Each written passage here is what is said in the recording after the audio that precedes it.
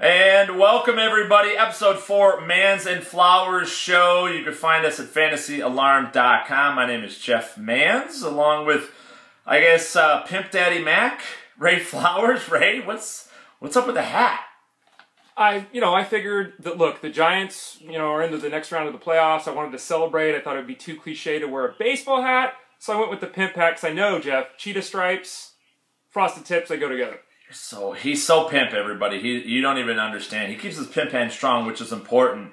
We figured today, Ray, we're looking ahead to week 5 of the NFL season, the fantasy season. We're 4 weeks in now, and the way I always section off the season, Ray, is like this. The first 4 weeks is sort of just a prep. It's a feeling out phase. Whether you're 2-2 or 1-3 or 0-4 or 4-0, that's fine. But that does not matter in the long run. I've had plenty of 4-0 teams that have come back and missed the playoffs. I've had 0-4 teams come back and win championships.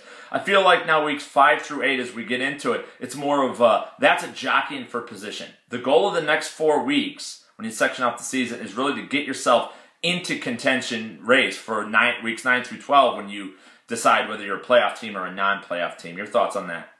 Yeah, you're absolutely right. And I've always argued that we should do total points, but that's not the way football is set up. It is that week-to-week matchup. And because of that week-to-week matchup status, that's why every week is so important. That's why starting lineups and decisions are so important. It's why you and I have harangued people for holding on to guys like, Adrian Peterson and Josh Gordon. You got to win now. If you don't win now, you're not going to get into the playoffs.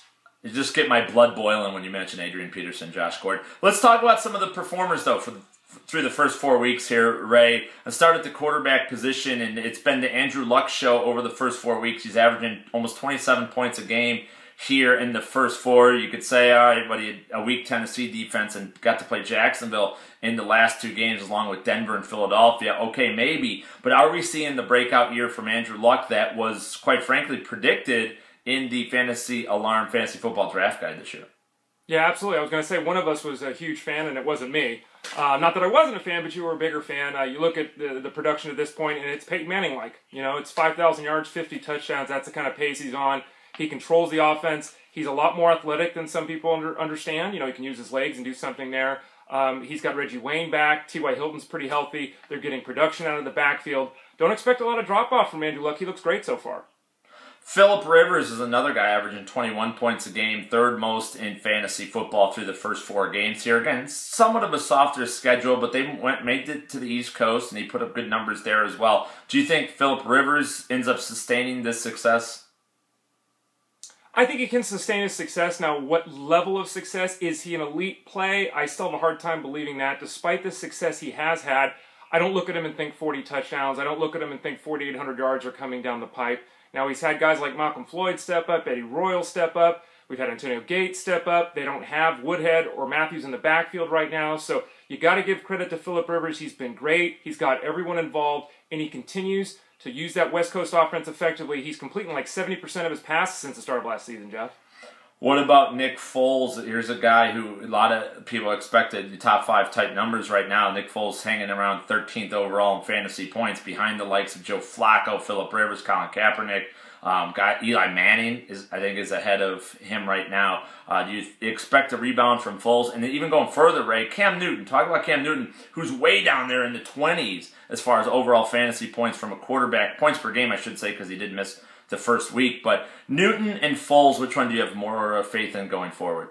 Yeah, starting hanging out with Newton, he's obviously hurt. That's been something that we've known about since the preseason. The team tried to minimize it. Obviously, it's more significant than that.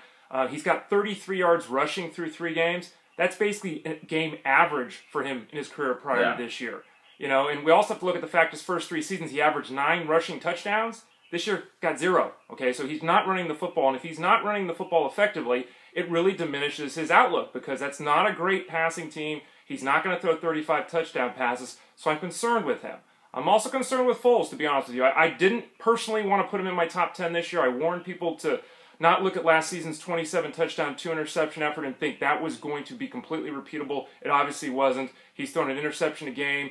And there are times where he's looked great, Jeff. There's times where he's looked awful. And you can blame him. You can blame the running game. You can blame the wideouts. You can blame the offensive line. It's easy to do that because the offensive line's been a mess because of injuries. But offensive line is a complete...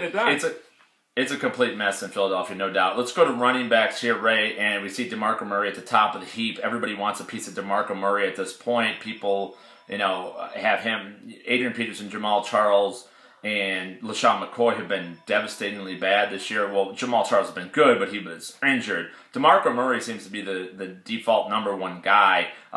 Can he maintain this level of success? The Cowboys seem like they're going to stick to the run game. Cowboys are much better off, as every team is, to have a better balance between the pass and the run. Of late, we know that the Cowboys have been a pass-heavy team. They've changed that this year. Now, the question becomes, can DeMarco Murray handle 25 touches a week? I don't think he can for 16 games, Jeff. This guy's been injured every year, basically, going back to college. I understand why they want to keep giving him the ball.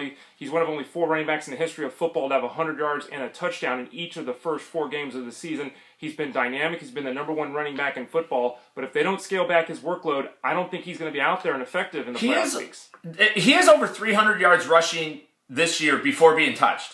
Before contact, 300 yards, which would make him, I believe that would make him the leading rusher in the NFL without even having been touched. That tells you how good the Cowboys offensive line is playing. How about a couple guys here, Ray, that are struggling? LaShawn McCoy. We'll talk about LaShawn McCoy. We'll talk about Matt Forte. He's not struggling. Just hasn't gotten in the end zone as of yet. Maybe a Joique Bell, those kind of guys. McCoy, let's settle on him. Do you see a turnaround for him, or do you think his value, we just all overvalued him in the start, and Darren Sproles was eating into his production?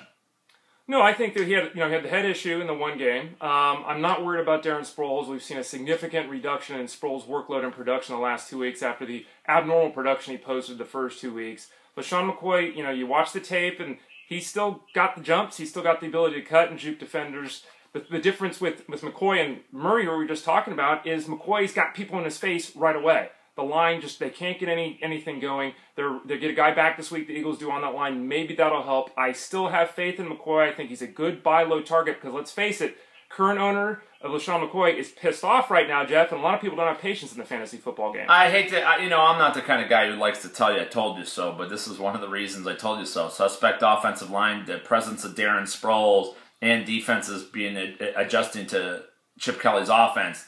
All of which were not in McCoy's favor to start the season. I still didn't expect this much of a downturn, but that was a possibility, hence why I had Forte as the number 1 overall guy. Let's look at wide receivers here, Ray.